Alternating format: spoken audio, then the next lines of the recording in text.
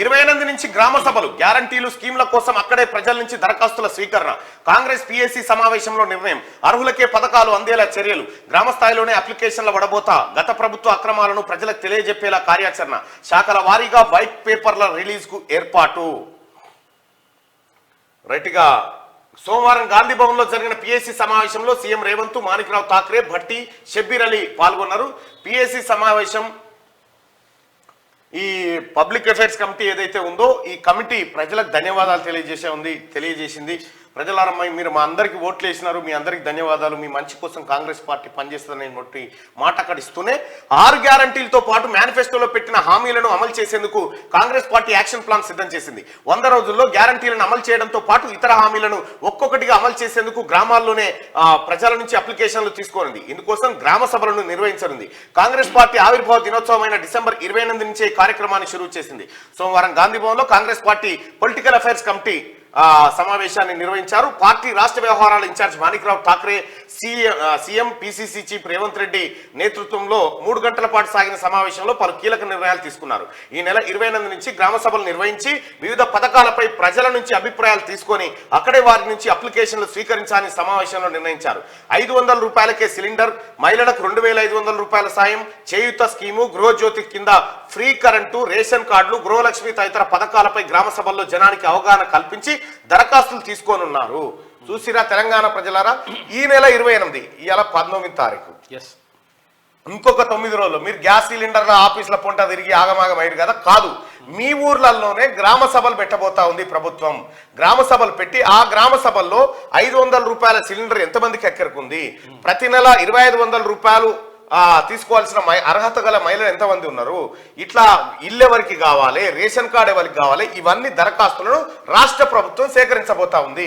ఈ నెల 28 నుంచి కార్యక్రమాన్ని ప్రారంభిస్తా ఉన్నారు. 28 ఎందుకంటే అఖిల భారత జాతీయ కాంగ్రెస్ పార్టీ ఏదైతే ఉందో ఆ పార్టీ ఆవిర్భవించినటువంటి శుభ సందర్భంగా, ఆ రోజు సందర్భంగా ఈ కార్యక్రమాన్ని ప్రారంభించబోతా ఉన్నారు. ముఖ్యమంత్రి రేవంత్ రెడ్డి గారు నిన్న ఈ కార్యక్రమాన్ని చేశారు. దరఖాస్తులు మీరు రెడీ చేసుకోండి.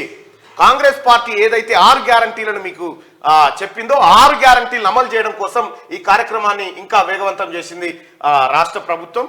ప్రజలారా, మీకు మేమందరం చెప్పినటువంటి మాట అమలు కాబోతా ఉన్నది.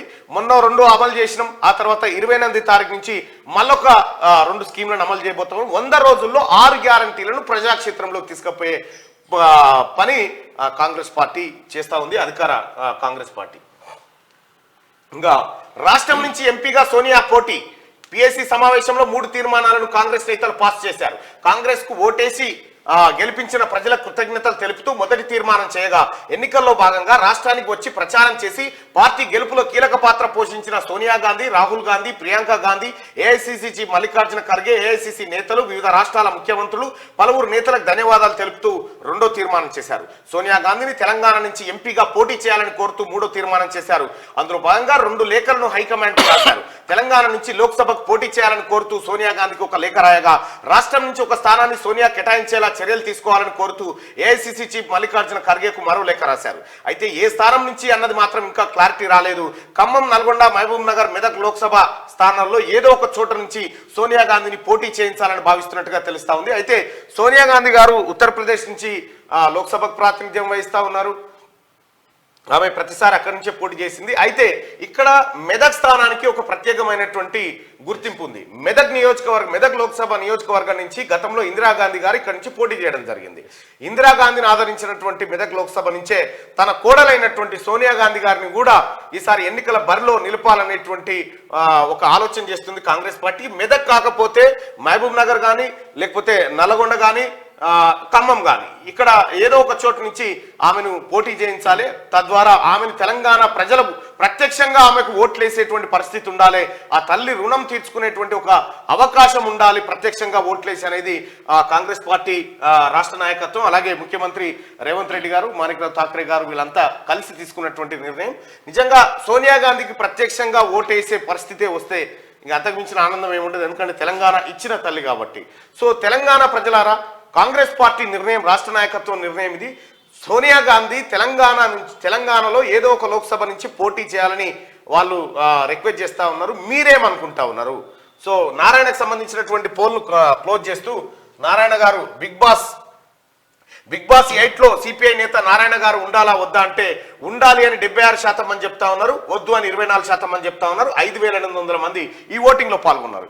ఇప్పుడు నెక్స్ట్ పోలింగ్ ఏంటంటే సోనియా గాంధీ గారు తెలంగాణ నుంచి పోటీ చేయాలి అని కాంగ్రెస్ పార్టీ చెప్తా ఉంది, టిపిసిసి చెప్తా ఉంది.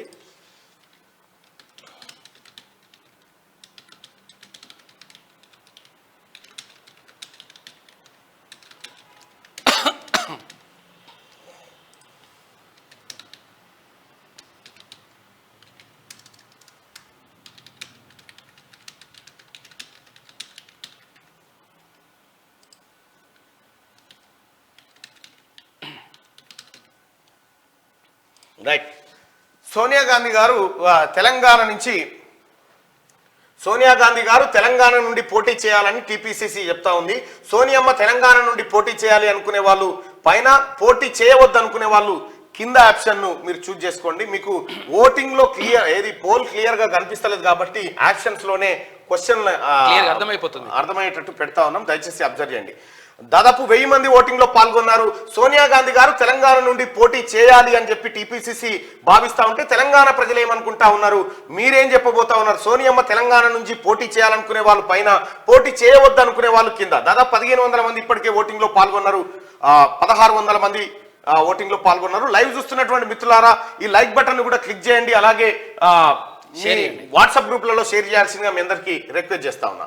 అలాగే సోనియా గాంధీ గారు తెలంగాణ నుండి పోటీ చేయాలి అని చెప్పి టీపీసీసీ తీర్మానం చేసింది. సోనియమ్మ తెలంగాణ నుండి పోటీ చేయాలి అనుకునే వాళ్ళు ఫస్ట్ ఆప్షన్ ను, పోటీ చేయవద్దు అనుకునే వాళ్ళు రెండో ఆప్షన్ ను క్లిక్ చేయండి. దాదాపు 1 నిమిషంలో 2700 మంది ఓటింగ్ లో పాల్గొన్నారు. 2800 మంది ఓటింగ్ లో పాల్గొన్నారు. 3000 మంది అభిప్రాయాన్ని చూద్దాం. ఒక 1 మినిట్ లో 3000 మంది పోలింగ్ చూద్దాం. సోనియమ్మ తెలంగాణ నుండి పోటీ చేయాలి అని చెప్పి 189% మంది అభిప్రాయపడతా ఉన్నారు.